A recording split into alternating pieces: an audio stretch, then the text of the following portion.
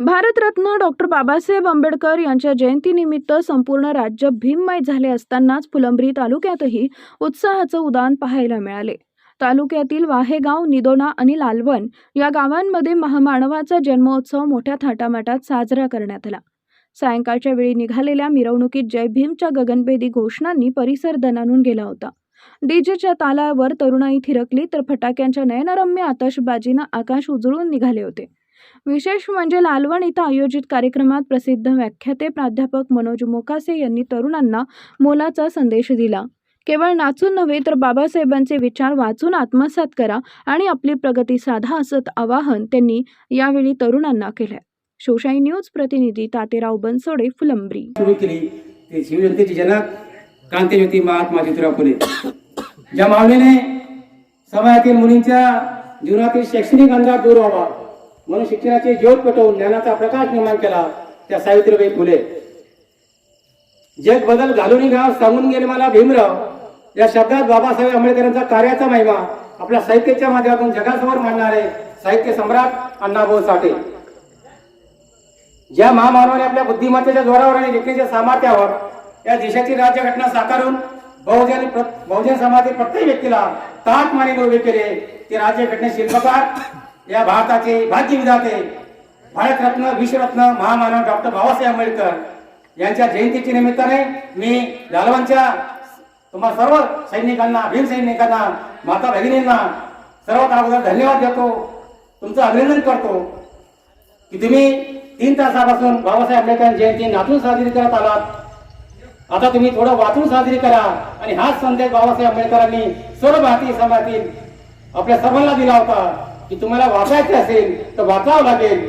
आणि म्हणून आता आम्हाला जो आनंद आहे, आमच्या बाबासाहेबांची जयंती फक्त लालवणमध्ये नाही, या देशातच नाही तर जवळपास 100 पेक्षा जास्त देशामध्ये आज या बाबासाहेबांची जयंती साजरी होते आहे, मोठा उत्साह।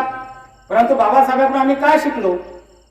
बाबासाहेब ज्या शाळेत, साताराच्या शाळेत जात होते त्यावेळी शाळेत वर्गात बसता येत नव्हतं, ज्या ठिकाणी वर्गातले विद्यार्थी चपला बोटा काढत होते त्या जागेवर बाबासाहेब भीमराव आंबेडकर बसले होते।